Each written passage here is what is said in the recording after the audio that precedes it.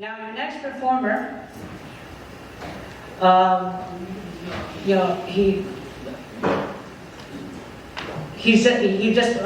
he blows my mind. So it's hard to introduce him because, he doesn't do magic in the traditional sense. He does magic with the mind. And so, with your kind permission, I'd like to introduce you to Nader Hanna.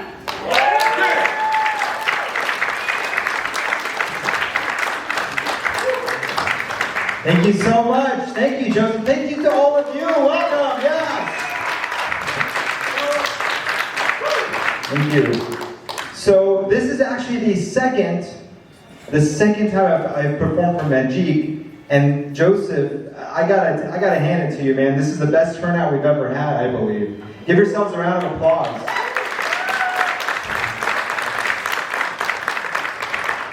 And just like Joseph said, I'm not a magician in the traditional sense. I do something different. I do experiments with the mind, and what that means is, and I want you to emphasize the word experiments, because they could go wrong, okay?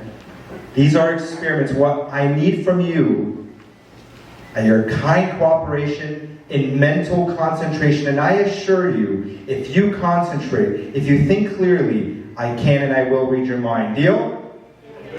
Deal.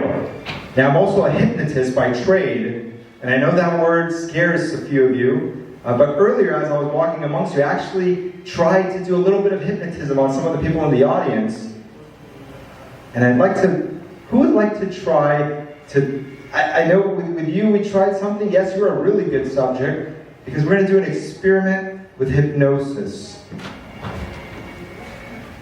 Come on up, come to the stage and watch your step, give a round of applause.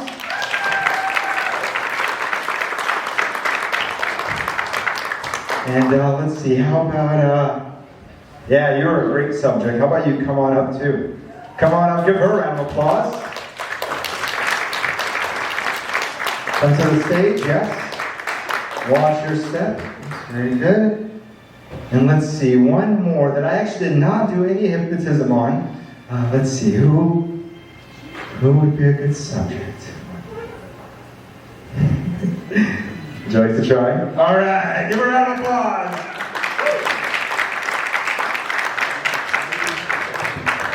Now, I brought with me tonight, yes, stand right next to each other. And by the way, let's introduce you to the audience. Tell the audience your name, please.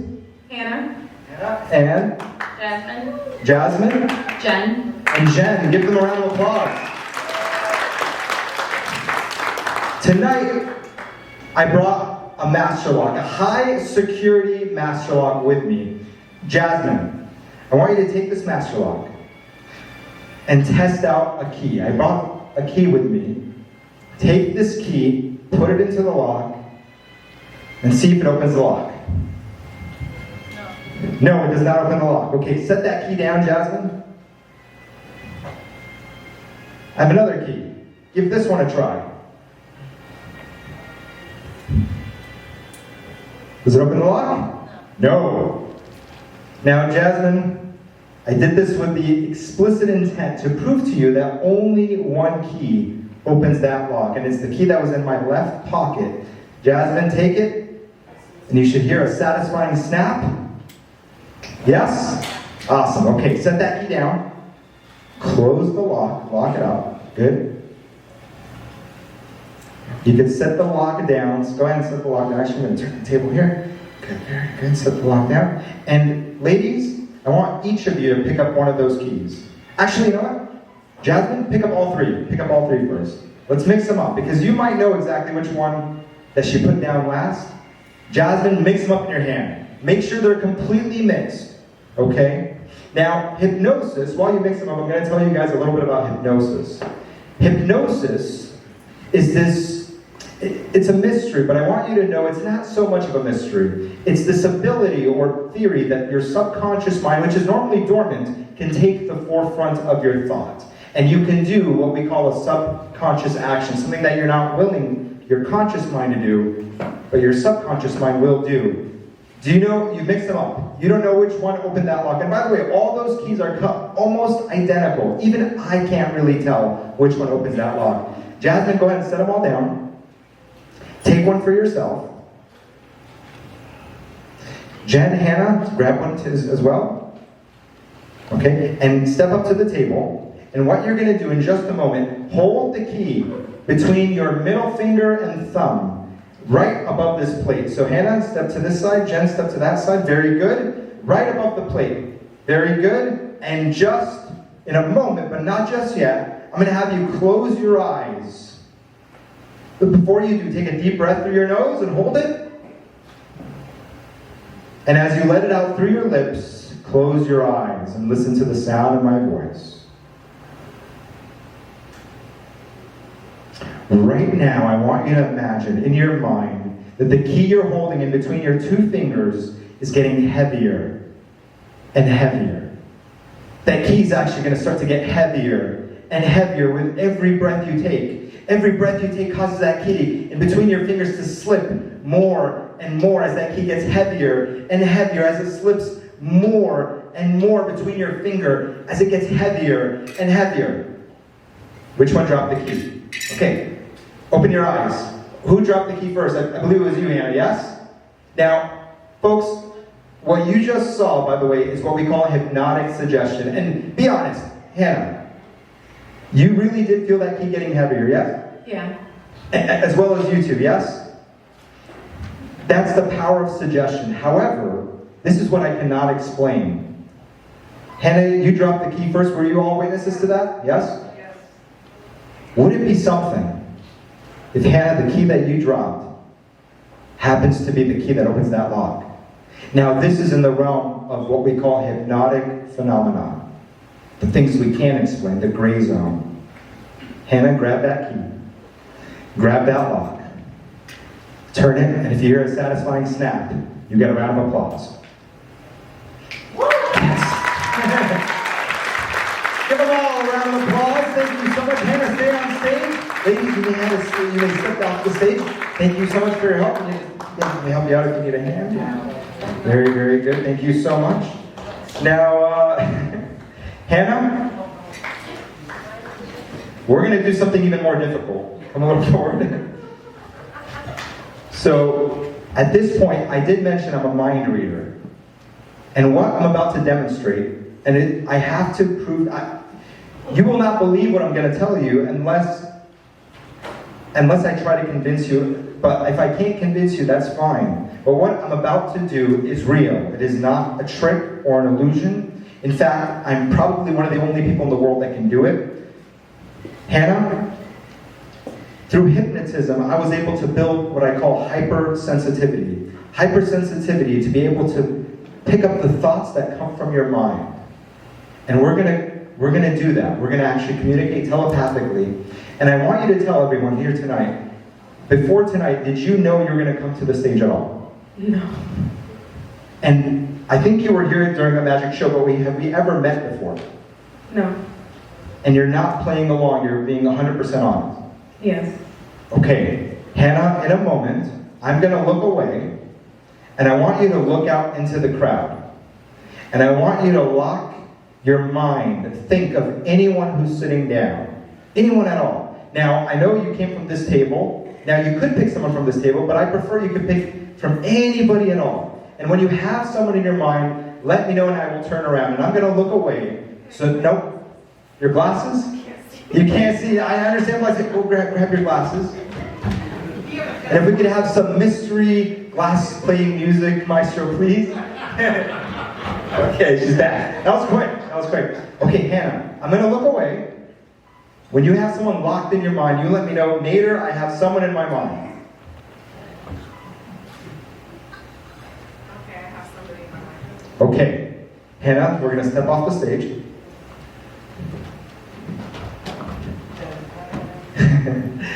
In a moment, you're going to will me with your mind to walk to that person and to stand them up. By telling me and dictating to me mental directions. Like, go right, go left, go straight, go back. When I get to the person you think, and by the way, this is only thinking, nothing verbal, just with your mind, like you're talking to me with your mind. And thoughts, they travel from the mind down to the nervous system of the body. I am hypersensitive, again, to picking up these thoughts. So, Hannah, I need a little bit of a little bit of contact, so I'm going to have you hold my wrist just a moment.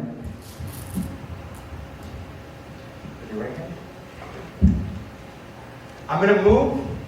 You move with me. And again, you're not pushing and pulling me. You're just thinking exactly where I need to go, step by step.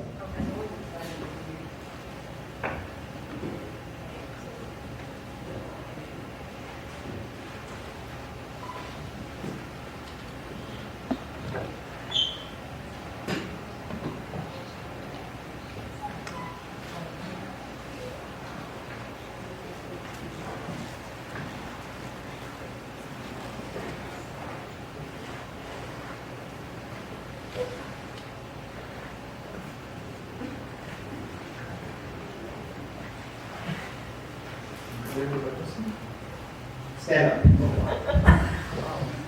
Hannah, is this the person you're thinking of? Yes. Give a round of applause.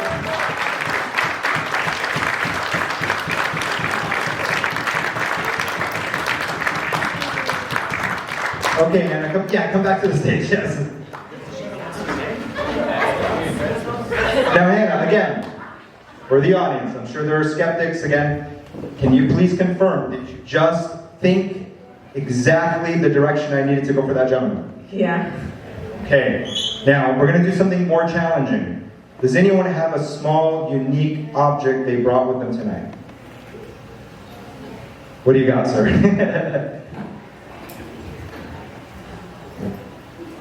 It's on my key ring also. Perfect, yeah. Why don't you, take it off the key ring if you'd like, and come on up.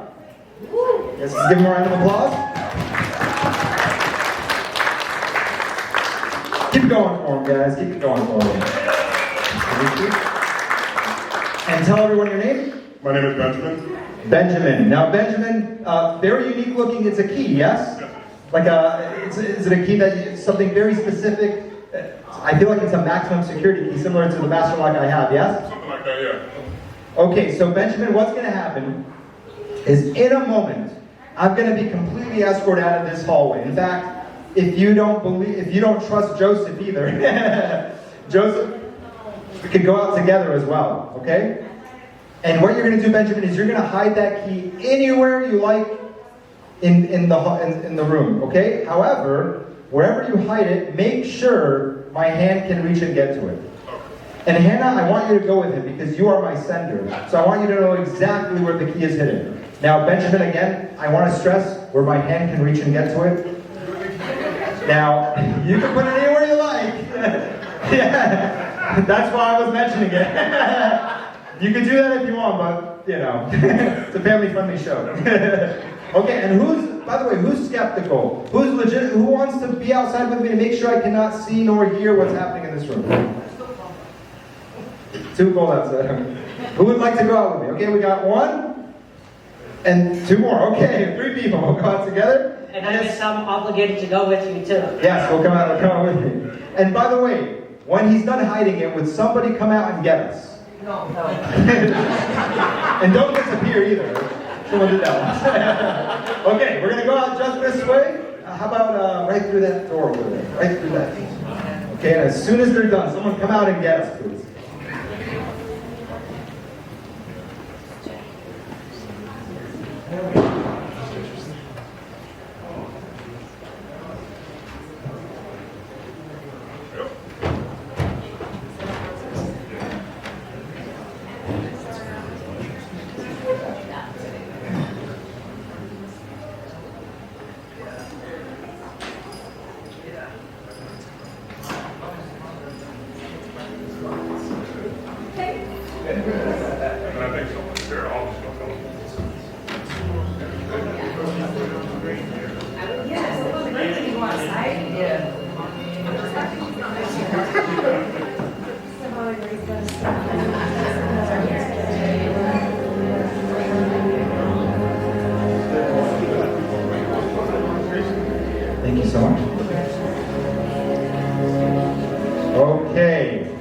Gentlemen, while we're out there, can you confirm for everyone, was there any way that we can see or hear into this room? No. And by the way, was my back turned? Yes. So I was facing the street, yes? Yes. Yes. Thank you so much. Give them all three a round of applause. Now, Hannah, oh, and Ben, you can have a seat now. Or, yeah, you can go back to seat. Thank you so much. Hannah? Okay, now Hannah, do you know exactly where Benjamin's key is?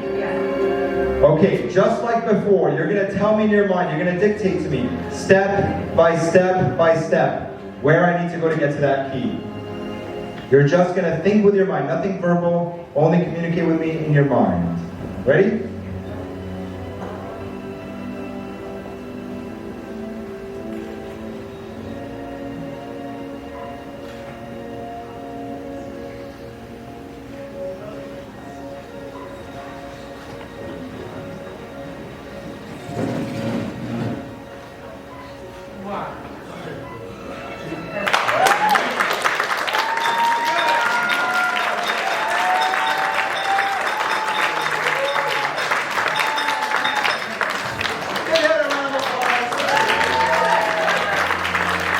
Thank you so much, Hannah. You're wonderful. Great communicating with you telepathically. And Ben, your key safe and sound. That was a good hiding spot. Now, I'm going to tell you guys a little bit of a backstory to this ability, specifically what I'm doing. So, the next thing I'm about to do, by the way, the last time I've ever seen it, well, not visually, but the last time I ever seen it recorded that this has been done was in 1889. In 1889, an American mind reader named Washington Irving Bishop performed the next thing I'm about to do for you. So you can imagine how long ago that was.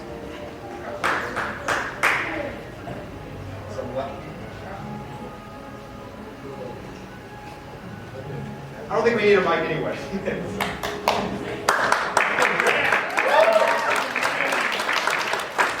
So in 1889, Washington Irving Bishop did this next feat. And it was the last thing he ever did. And by the way, you can Google this man. Very interesting story. You see, Washington Irving Bishop was in New York in a club, just like we are today in the Mayflower Club, but it was called the Lambs Club. And what he did for his audience was he had a book. And he had someone think of a page in the book. And using his hypersensitivity to pick up the thoughts that are coming from the mind down to the nervous system of the body, he was able to turn to that page and stop right where the person was thinking of that page. However, right before he could get to that page, he fell down and collapsed. And two doctors who were watching him do this took him up, put him upstairs in a room, and they didn't know if he was dead or alive. Washington Irving Bishop, as they sat him down, they went through his stuff, and they found a note in his pocket. Thank you so much. Thank you. They found a note in his pocket, and the note read, "I am a man who's prone into falling into a cataleptic state. If you find me in this condition, please do not operate on me. I am not dead. In fact, do not operate on me for 48 hours. Well, these two doctors who were observing the phenomenon, they had seen Washington Irving Bishop perform before, his mind-reading feat, similar to what I'm doing tonight. And they wanted to know how it works. In fact, they wanted to know how his brain functioned. Perhaps it was different. Maybe it was larger. Maybe it had more, more curves or perhaps more depth. Who knows?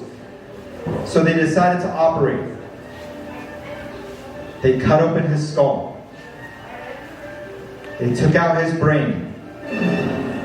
They looked at it to see why he was able to read minds. If there was anything unique about the brain, but no, it was an average looking brain, perfectly normal. So they put the brain back. They stitched him up. And that note, we've never found it since. They discarded it. Essentially, they killed him. And don't worry, I am not prone to falling into cataleptic states. But if I do, please do not operate on me for 48 hours, okay? Now, I have a book, but I did have some people up earlier. Jen, would you like to help me with this? Come on up, give them a round of applause. Thank you so much, Jen. Now, Jen, in a moment, you're going to hand this book to anyone you like in the room. It doesn't matter, preferably someone in the front row. And they're going to show you a page. Whatever page they show you, lock your mind on that page. And then bring the book back up. My back will be turned, and I'll also be blindfolded. Okay? Take the book, but don't go yet.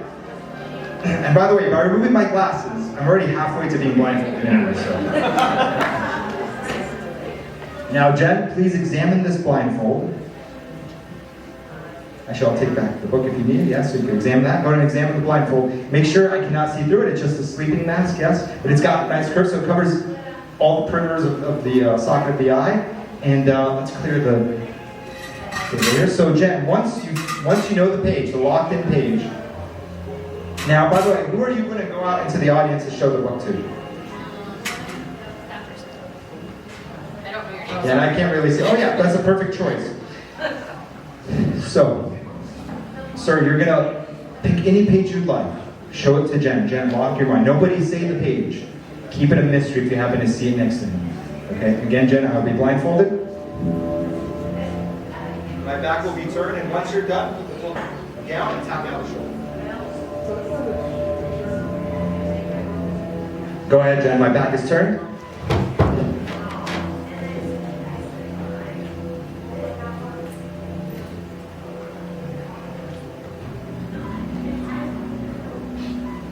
When you get a page locked in your mind, bring it up to the table. Now, folks, this is the hardest thing I do. It requires the most extreme sensitivity. It's very hard. I have to stress my nervous system to its maximum effort to be able to find this page. Jen, as soon as you have it, come back to the front of the stage, set the book down on the table, and tap me on the shoulder.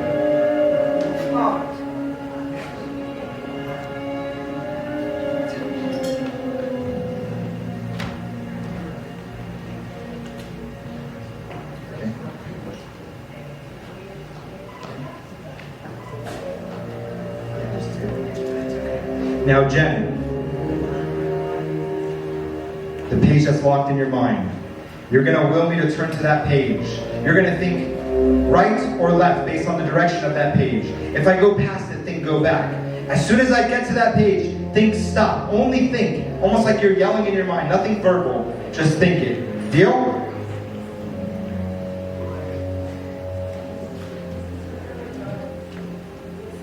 Right hand, please.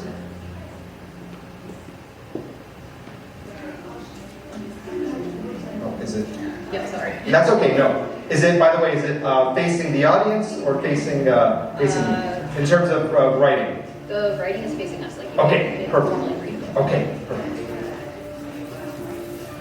As I turn the page, you tell me exactly with your mind where I need to keep turning. When I get to the page, you think stop. Now, folks,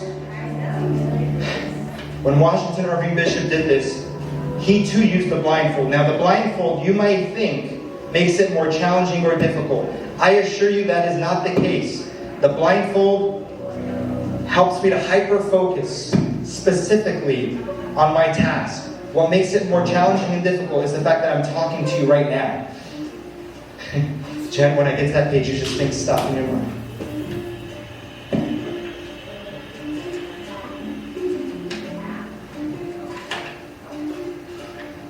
Jen's doing a wonderful job.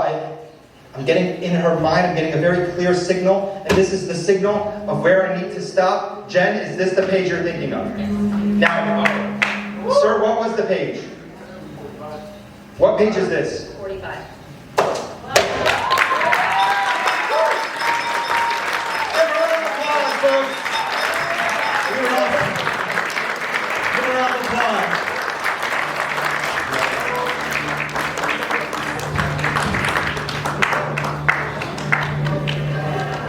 I'll tell you right now, folks, that is the hardest thing I do. You do not know how difficult that is. And I do appreciate all those who work with me tonight. as senders because I'm really only as good as the people who choose to concentrate. I'm only as good as my senders, so another round of applause for you who helped me. And folks, I'm going to leave you to your own conclusions. Again, my name is Nader, and that's my show. Thank you so much.